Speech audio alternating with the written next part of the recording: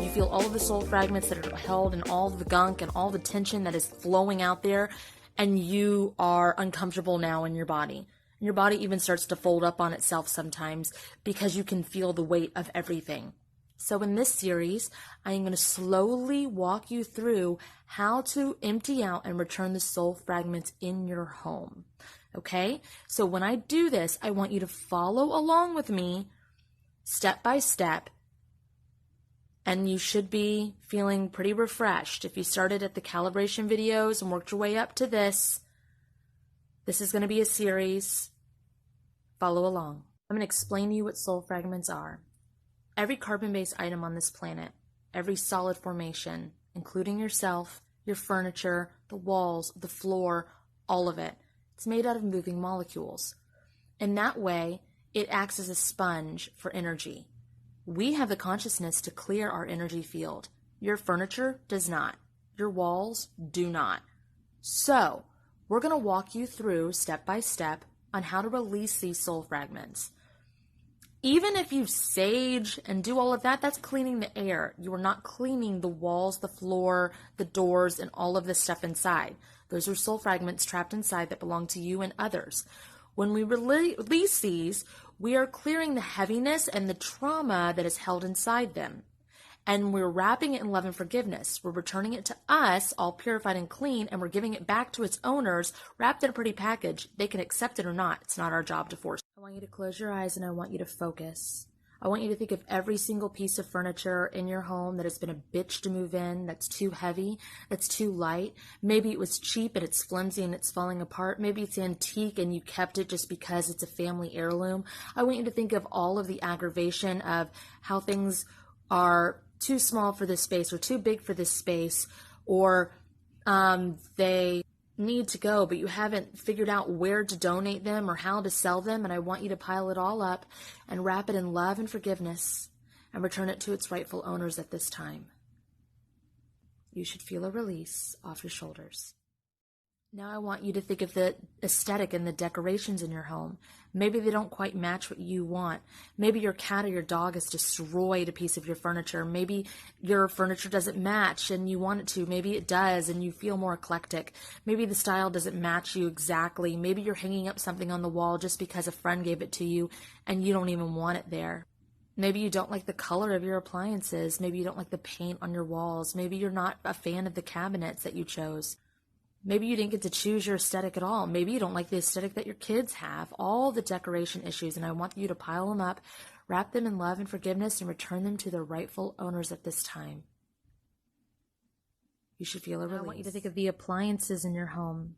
All the things that have the buttons that are stuck or they're dirty all the time, or maybe the kids touch the TV screen, or the video game system doesn't work anymore. The remote control has the back missing on it, and you can't get the Alexis that you want or the Google that you want or whatever the case may be.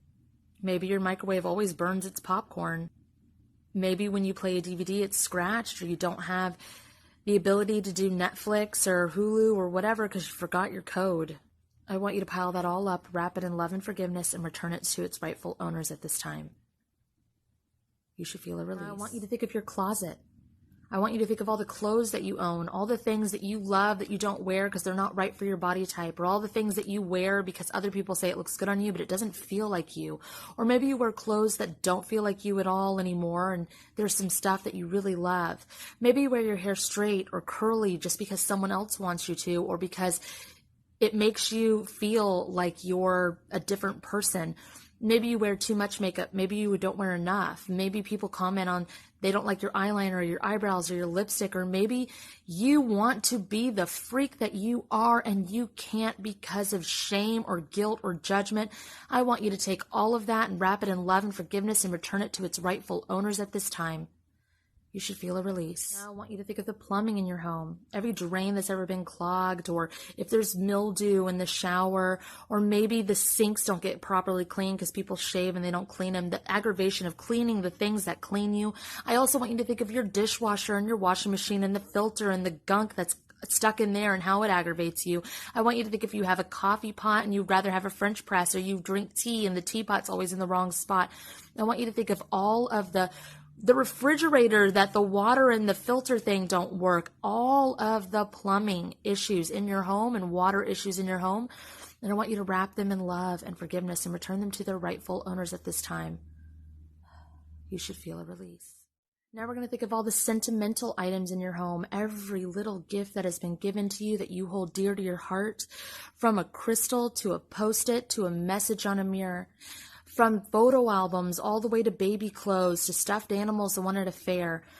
Everything that makes you happy and sad at the same time, everything that you hold on to so dear and you're not willing to let it go because it has sentimental value to you, and I want you to wrap it all in love and forgiveness and return it to its rightful owners at this time. You should feel a release. Now we're going to think of all the things that heal you in your home. I'm talking crystals, altars, candles, tarot cards. Yes, rosary beads, crosses.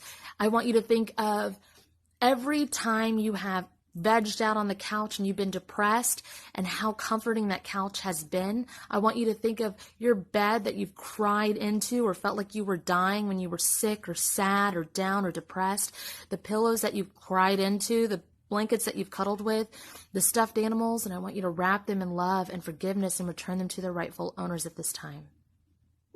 You should feel a release. Now I want you to think of every single conversation, every fight, every debate, everything from voice to voice and on your phone and on the computer. Everything that you've ever viewed or watched, had a thought run through your head that you hated it, or that you disagreed with it, all the stuff that you commented on, all the stuff that you didn't comment on, all the stuff you posted about, every single interaction of conversation and communication that has ever existed in your walls, floors, and ceiling inside your home. And I want you to wrap them in love and forgiveness and return them to the rightful owners at this time. You should feel a release. Now I want you to think of every single person who has walked through your home that is not you.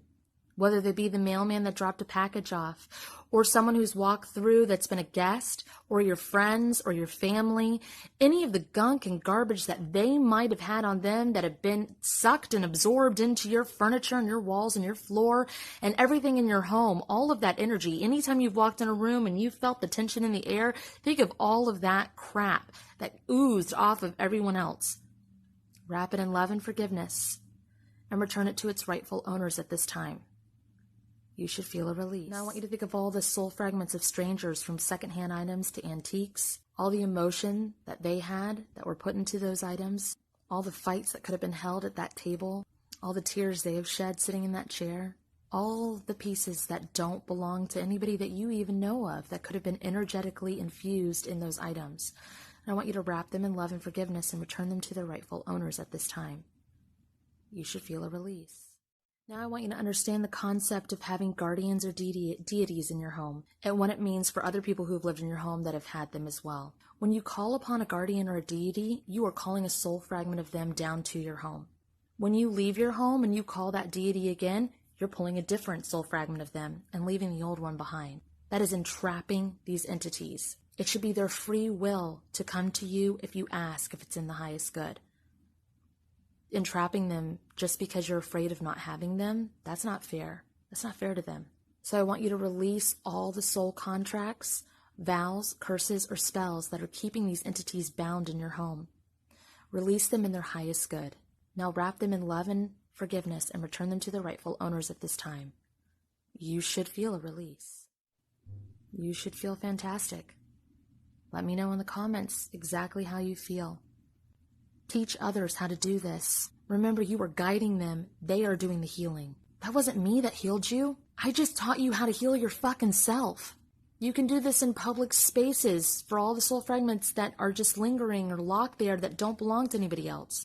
You cannot do this for someone else if it's not in their highest good. And if they don't give consent, that's the rules. But you can do your part, right? To help unlock, to help heal. Be your ripple. Be your water droplet. Heal outward. It'll go faster. It's picking up speed. It's going the distance. It's going for speed. Thank you for doing this with me. If you want to, comment what you experienced.